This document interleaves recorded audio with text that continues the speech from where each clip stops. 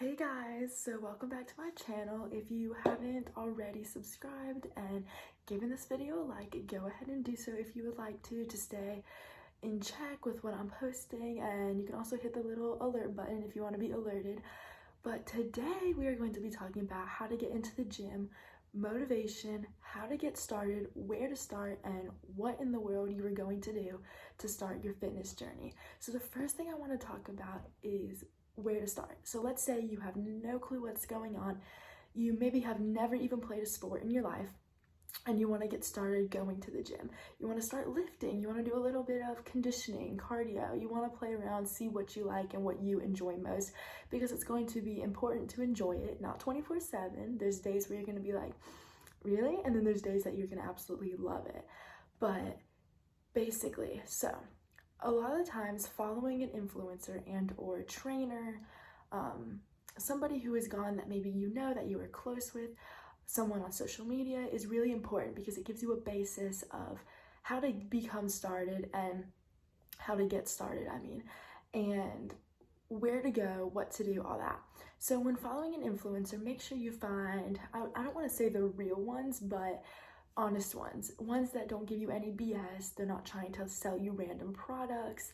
They're not telling you do these 2 core exercises for 10 minutes for 6 weeks and you'll have abs, or drink this tea and you'll be burning fat quicker than ever before, and all that. So you want to find ones that tell you the truth, are honest with you, show both sides of, some days you're gonna look great and you're gonna feel great, and other days you're gonna look in the mirror and be like, what is going on?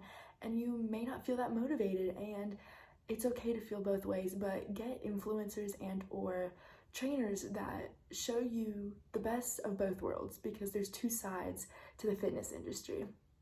And just like any other job, practice, anything, sport, there's gonna be great days and there's gonna be bad days, and you want someone who's honest with you. So the main thing is following people like that to get an idea of what to do. So even with me, I post workouts, beginner ones, so just to have something to look at, video, materialistic wise, to be like, okay, what do I need to do? YouTube, Instagram will be your best friend as well, and TikTok. Looking at videos for form, everything. One thing that helped me feel comfortable more in the gym as well is I would look up form and practice it at home before I'd go to the gym. So like, let's say I want to do a glute bridge. I'd like lay on my floor, I'd video myself, be like, oh no, my back is arched too much, or my feet are out too far.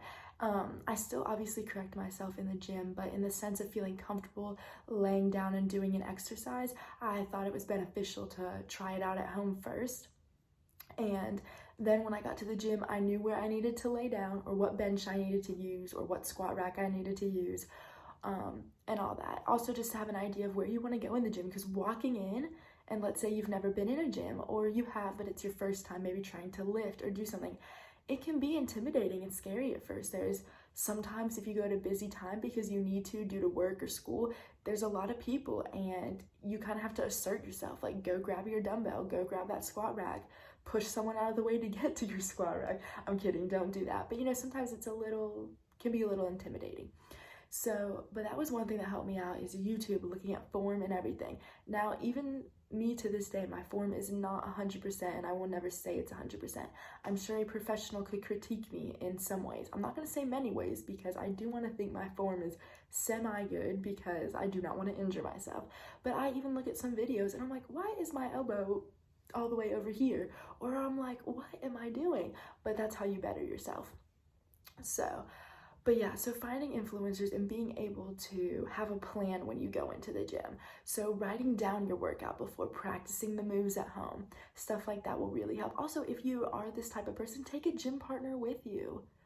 Take someone with you who maybe knows what they're doing, or if they don't, y'all can be lost together and help each other and kind of support one another, because a support system is great too, even if it's just the gym. People think you may not need one, but it is nice to kind of be like, yeah, like this is what you need to do. Some people also, at first, if you want to and have the financial ability to do so, because I'm sure some people don't, some people do, is get a trainer if it makes you feel more comfortable. If you are completely lost, your form is awful, I'm not trying to attack anyone, and you just feel that you just need someone for a little bit. You don't have to have them for a year, 5 years. You can have them for like, a cool 2-3 months to learn the basics, however your gym does training and trainers. that will drastically help because they are trained professionals. I am not going to say every single trainer is amazing. I've even seen some horrible ones. Not at my gym though. I also just don't really pay attention to them that much because I don't personally use the trainers. But I love all of them at my gym. They're very sweet. But some you do have to kind of be like, and you know, I'm not saying all of them are amazing, but they will help you the majority of the time.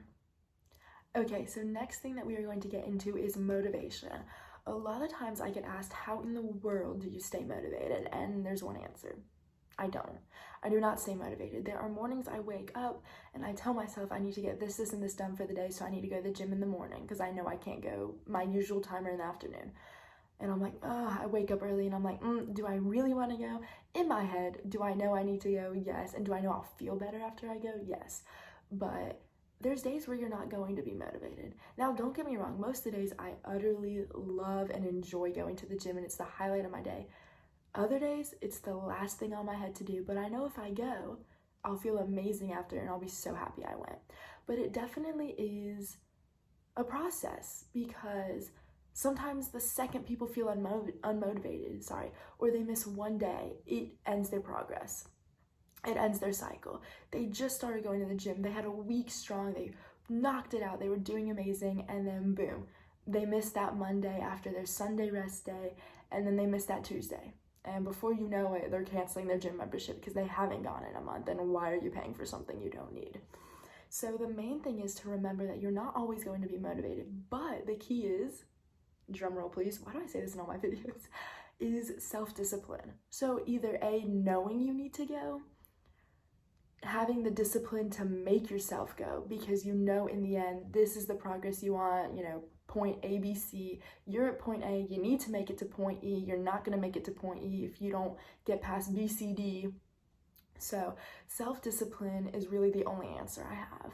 Some people are really good about it. Some people aren't. There's nothing wrong about not being good at it. It is something that if you can recognize as a weakness, to work on. I have personally always been pretty good with self-discipline when it came to school, sports, gym, whatever. Of course, I've had my downfalls and little down points. Don't even know if that's a word really. At times where I have slacked, and everyone has that. But I think the main thing is just remembering, my thing is always like when I feel like, I'm unmotivated, this, that. Now there's also a difference, I'm gonna go off track for a little, between being unmotivated and just feeling bleh and listening to your body to take a rest day when you haven't had one planned. So for example, I only take off Sundays because I alternate what I'm hitting, so I'm not hitting full body every day and like destroying my muscles, so to speak. But there's been weeks where I wake up one Thursday morning and I am utterly like, my body is sore, I feel disgusting, I'm like muscle wise, I'm like I can barely move. So I may go and like stretch, get some, you know, aerobic movement going, something like that, you know, recovery day, or an active recovery day where maybe I'll do some cardio or walk, but I won't, you know, lift or go, or if I do, I won't go super heavy. But listening to your body is another main thing. But with self-discipline, it's just working towards that goal. You always have to remember like, I don't want to go. But think in your head, what are you working towards? Because that's what got you started and that's what got you so excited and so into it and starting this journey. So self-discipline is the one answer I have for motivation, and just knowing that you're not always going to feel 100% motivated. So the other main thing I'd say is take progress photos. It is going to keep you going because A, you can see if you're not making progress in an area you want to, see all the progress you're making, and it's going to motivate you even more and give you more excitement and really tie you into the process because you're seeing accomplishments, and that's going to make you happy and utterly just like fall in love with the process even more. Every time I'd look at progress photos or anything, even just from 3 months ago, 4 months ago, even 2 months ago, I fall in love with the process all over again. Sorry, my doorbell thing's going off. And it makes me fall in love with the process all over again. I don't know if I just said that, but it's exciting. It gets you hyped up. It gives you some adrenaline because you're like, I'm actually seeing progress, and you can be like, oh, well, I know this is working. Or if you compare the photos and you're like, why is this not working? Why does my body look the same? Why did my body actually go in the opposite direction? So that's how you know, and you can change it. So you can be like, oh, this is really working. Let me keep this workout split I have. Oh, this isn't working. Let me change it. Also, at the end of the day, it is not going to be easy to be a beginner. You're gonna wanna give up, you're gonna feel insecure, you're gonna feel embarrassed, you're gonna feel awkward at the gym, but everyone goes through it. And like I said, if you want, bring a partner, bring someone who knows what's going on.